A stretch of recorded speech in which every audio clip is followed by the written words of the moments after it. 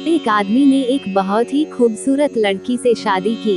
शादी के बाद दोनों की जिंदगी बहुत प्यार से गुजर रही थी। वो उसे बहुत चाहता था और उसकी खूबसूरती की हमेशा तारीफ किया करता था। लेकिन कुछ महीनों के बाद लड़की चर्मरोग से ग्रसित हो गई और धीरे धीरे उसकी खूबसूरती जाने लगी।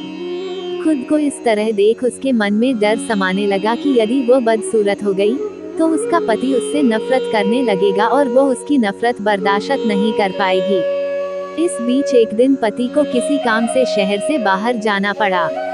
काम खत्म कर जब वह घर वापस लौट रहा था, उसका एक्सीडेंट हो गया। एक्सीडेंट में उसने अपनी दोनों आंखें खो दी, लेकिन इसके बावजूद भी उन दोनों की जिंदगी सामान्य तरीके से आगे बढ़ती रही। समय गुजरता रहा और अपने चर्मरोग के कारण लड़की ने अपनी खूबसूरती पूरी तरह गंवा दी। वो बदसूरत हो गई, लेकिन अंधे पति को इस बारे में कुछ भी पता नहीं था, इसलिए इसका उनके खुशहाल विवाहित जीवन पर कोई प्रभाव नहीं पड़ा। वो उसे उसी तरह प्यार करता रहा। एक दिन उस लड़की की मौत हो गई। पति अब अकेला हो गया था। वो बहुत दुखी था। वो उस शहर को छोड़कर जाना चाहता था।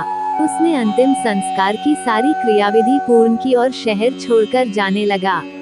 तभी एक आदमी ने पीछे से उसे पुकारा और पास आकर कहा, अब तुम बिना सहारे के अकेले कैसे चल पाओगे?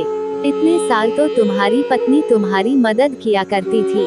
पति ने जवाब दिया, दोस्त, मैं अंधा नहीं हूँ, मैं बस अंधा होने का नाटक कर रहा था, क्योंकि यदि मेरी पत्नी को पता चल जाता कि मैं उसकी बदसूरती देख सकता हूँ तो यह उसे उसके रोग से ज्यादा दर्द देता। इसलिए मैंने इतने साल अंधे होने का दिखावा किया। वो बहुत अच्छी पत्नी थी, मैं बस उसे खुश रखना चाहता था।